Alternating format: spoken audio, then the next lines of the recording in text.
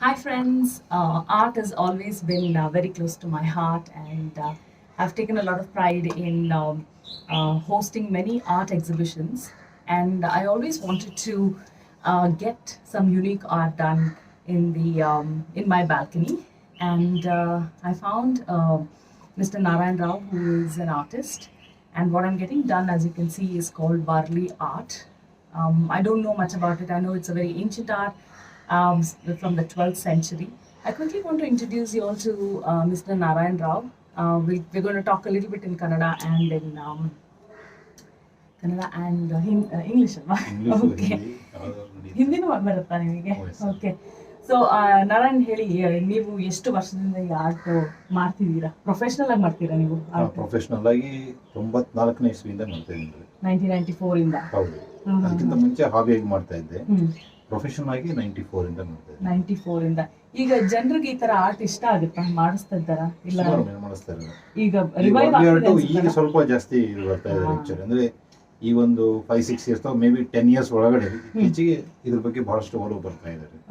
ಅದಕ್ಕಿಂತ ಮುಂಚೆ ಅಷ್ಟೊಂದು ಜನರಿಗೆ ಇದಿರಲಿಲ್ಲ. ಬಟ್ ನಾನು ಕೂಡ ವರ್ಲಿ ಆರ್ಟ್ ಸ್ವಲ್ಪ ಸ್ವಲ್ಪ ಮಾಡ್ತಾ ಇದ್ವಿ. ಬಟ್ ಫುಲ್ ಆಗಿ ಜನರು ಕೇಳ್ತಾ ಇದ್ರೆ ಈಗ ಮತ್ತೆ ಅದು ಟೇಸ್ಟ್ ಜನರಿಗೆ ಇದಾಗ್ತಾ ಇದ್ದಾರೆ. ನಾವು ಅದರಲ್ಲಿ ಜಾಸ್ತಿ ಡಿಫ್ರೆಂಟ್ ಇದನ್ನ ಮಾಡ್ತಾ ಇದ್ದೀವಿ. ನೀವ್ ಹೇಳಿದ್ರಿ ಇದು 12th ಸೆಂಚುರಿ ಆರ್ಟ್ ಅಂತ. ಈ ವರ್ಲಿ ಆರ್ಟ್ ಬಗ್ಗೆನೇ ಒಂಚೂರು ಹೇಳಿ. ಇದು ವರ್ಲಿ ಅನ್ನೋದು ಒಂದು ಪ್ಲೇಸ್ ನೇಮ್ ಕೂಡ ರೀ, ಆಮೇಲೆ ಟ್ರೈಬಲ್ ನೇಮ್ ಕೂಡ ರೀ. ಸೊ ಅವರು ಟ್ರೆಡಿಷನಲ್ ಆಗಿ ಮಾಡ್ತಾ ಇದ್ದಂತ ಆರ್ಟ್ ಅನ್ನ ಅವರು ಕಮ್ಯುನಿಟಿಯಿಂದಾನೇ ಅದನ್ನ ಕರಿತಾ ಇದ್ರು ವರ್ಲಿ ಆರ್ಟ್ ಅಂತ ಹೇಳ್ಬಿಟ್ಟು. ಇವರು ಒಂಥರ ಶುಭ ಕಾರ್ಯಗಳಿಗೆ ಯೂಸ್ ಮಾಡ್ತಾ ಇದ್ರು ಈ ಡ್ರಾಯಿಂಗ್ ಅನ್ನ. ಅಂದ್ರೆ ಮದುವೆ ಮುಂಜುವೆ ಆ ತರ ಅವ್ರ ಮನೆಗೆ ಒಂದು ಶುಭ ಕಾರ್ಯ ಇತ್ತು, ನಾಮಕರಣ ಇರಬಹುದು, ಬೇರೆ ಬೇರೆ ಫಂಕ್ಷನ್ ಗಳಿಗೆ, ಹಬ್ಬ ಆ ತರಕ್ಕೆ ಒಂದು ಒಳ್ಳೆ ಮುಹೂರ್ತ ನೋಡ್ಬಿಟ್ಟು ಅವಾಗೆಲ್ಲ ಪೇಂಟ್ಸ್ ಅದೆಲ್ಲ ಇರ್ತಾ ಇರ್ಲಿಲ್ಲ. ಕೆಮ್ಮಣ್ಣು ಅಂತ ಹೇಳ್ತಾರೆ, ಅಂದ್ರೆ ಕೆಂಪು ಮಣ್ಣು ಬರುತ್ತದೆ. ಅದನ್ನ ಆಮೇಲೆ ವೈಟ್ ಬಣ್ಣಕ್ಕೆ ಸುಣ್ಣ ಅಥವಾ ಸುಣ್ಣದಕ್ಕಿಂತ ಅವರು ರೈಸ್ ಪೇಸ್ಟ್ ನ ಯೂಸ್ ಮಾಡ್ತಾ ಇದ್ದಾರೆ.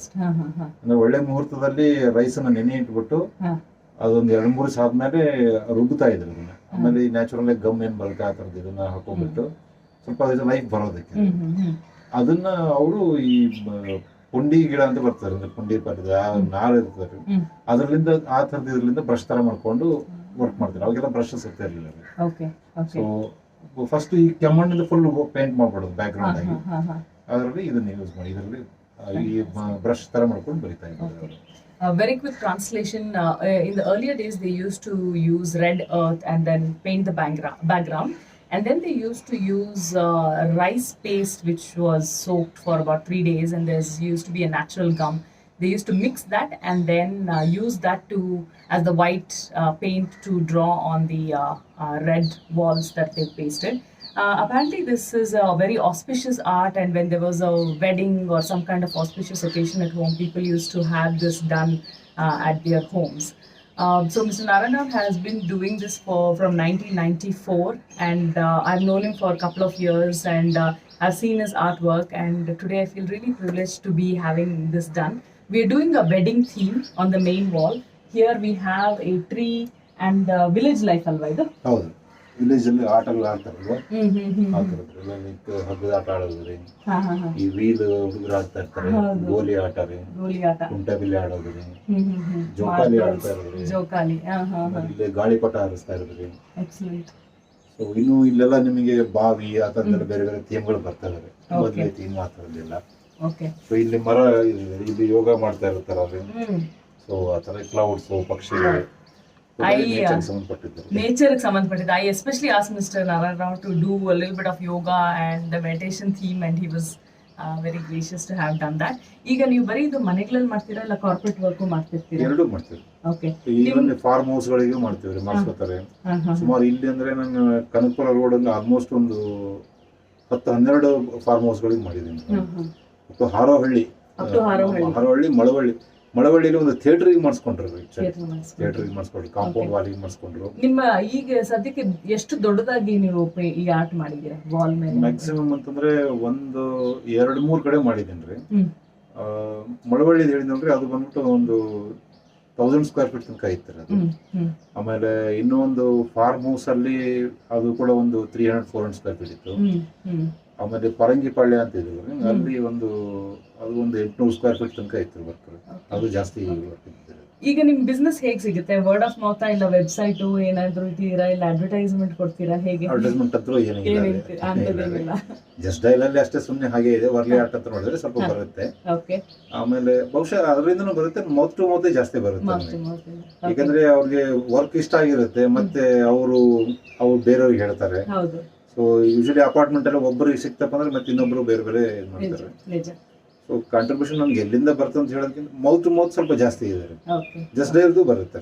ಸೊ ಅಂದ್ರೆ ಕಂಪನಿದು ನೇಮ್ ಅವ್ರದ್ದು ಬರುತ್ತೆ.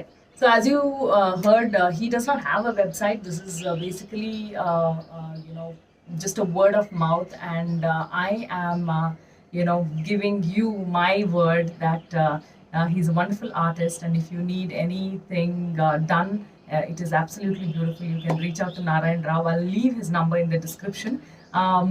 ಮತ್ತೆ ನೀವು ಆರ್ಟಿಸ್ಟ್ ಆಗಿ ಕಂಟಿನ್ಯೂ ಮಾಡ್ಬೇಕಂತ ಇದ್ದೀರಾ? ಇದೇ ನಿಮ್ಮ ಪ್ರೊಫೆಷನ್ ಮಾಡ್ಬೇಕಂತ? ಓಕೆ. ಲೈಫ್ ಟೈಮ್ ಟೋಟಲಿ ಇದನ್ನೇ. ಲೈಫ್ ಟೈಮ್ ಟೋಟಲಿ ಇದನ್ನೇ. ಓದಿರೋದೇ ಬೇರೆ, ಮಾಡ್ತಾ ಇರೋದೇ ಬೇರೆ. ಏನು ಓದಿದ್ದೀರಾ? Diploma electrical engineering. Diploma in electrical engineering. ಮತ್ತೆ ನೀವು ಕಂಪ್ಲೀಟ್ ಆಗಿ ಆರ್ಟಿಗೆ ಡೆಡಿಕೇಟ್ ಮಾಡಿದ್ದೀರಾ? ಹೌದು. ಅಂದ್ರೆ 93 ಅಲ್ಲಿ BHEL ಅಲ್ಲಿ ಸೆಲೆಕ್ಷನ್ ಆಯ್ತು ಅಪ್ರೆಂಟಿಸ್ಶಿಪ್ ಟ್ರೈನಿಂಗಿಗೆ. ಅದು ಮುಗಿಸಿದ ಮೇಲೆ ಮತ್ತೆ ನಾನು ಆ ಫೀಲ್ಡ್ ಅಲ್ಲಿ ಕಂಟಿನ್ಯೂ ಮಾಡಕ್ ಹೋಗಲಿಲ್ಲ ರೀ. ಸೊ ಮನಸ್ಸು ಈ ಕಡೆಗೆ ಹೇಳಿತ್ತು, ಈ ಕಡೆಗೆ ಬಂದೆ. ಈ ಆರ್ಟ್ ಒಂದು ಆರ್ಟಿನ ಕಾಂಟ್ರಿಬ್ಯೂಷನ್ ನಮ್ಮ ವರ್ಲ್ಡ್ಗೆ ಅಥವಾ ನಮ್ಮ ಮನುಷ್ಯರ ಮೇಲೆ ಏನಾಗಿರುತ್ತೆ ನಾರಾಯಣ ಅವರೇ? ಏನಕ್ಕೆ ಆರ್ಟ್ ಇಂಪಾರ್ಟೆಂಟ್ ಆಗಿರುತ್ತೆ ನಮಗೆಲ್ಲ? ಈ ನೇಚರ್ ನೋಡಿದ್ರೆ ನಿಮ್ಗೆ ಹೇಗೆ ಅನ್ಸುತ್ತೆ? ಕಾಮ್ ಆಗನ್ಸುತ್ತೆ, ಒಂಥರ ಖುಷಿ ಆಗುತ್ತೆ. ಸೊ ಅದೇ ಇದಾಗುತ್ತೆ. ಅದೇ ಆರ್ಟ್ ಕೂಡ ಅದೇ ಒಂದು ರೀತಿಯಲ್ಲಿ. ಸೊ ಆರ್ಟ್ ಅಂದ್ರೆ ಬೇರೆ ಬೇರೆ ಟೈಪ್ಸ್ ಇದಾವೆ ಅದರಲ್ಲಿ. ಒಬ್ಬೊಬ್ಬರಿಗೆ ಒಂದೊಂದು ತರ ಇಷ್ಟ ಆಗುತ್ತೆ. ಮ್ಯೂಸಿಕ್ ಇರ್ಬೋದು, ಸಿಂಗಿಂಗ್ ಇರ್ಬೋದು. All those are art. Even cooking is also art. So ಒಬ್ಬೊಬ್ಬರು ಒಂದು ಇರ್ತದೆ. ಸೊ ನಾನು ಇದನ್ನ ಸೆಲೆಕ್ಟ್ ಮಾಡ್ಕೊಂಡಿದ್ದೀನಿ ಅಷ್ಟೇ. ನಂದೇನು ಏನು ಸ್ಪೆಷಲ್ ಅಂತ ಏನಿಲ್ಲ ರೀ. ಸೊ ಎಲ್ಲರಲ್ಲಿ ನಾನು ಒಬ್ಬನೇ ಅಷ್ಟೇ. So you heard him, his simplicity and his humility. That's what I really like about Mr. Narayan Rao. Narayan Rao, thank you so much. ನೀವು 2 days ಇಂದ ಬಂದು ಇದನ್ನೆಲ್ಲ ರೆಡಿ ಮಾಡಿ ಸೆಟ್ ಮಾಡಿ, ನೀವೇನು ಹರಿ ಮಾಡ್ತಾ ಇಲ್ಲ, ನಿಮ್ಮ ಓನ್ ಟೈಮ್ ತಗೊಂಡು ಪೀಸ್ಫುಲ್ ಆಗಿ ಮಾಡ್ತಿದ್ದೀರಾ. ನಿಮ್ಗೆ ಒಳ್ಳೇದಾಗಲಿ.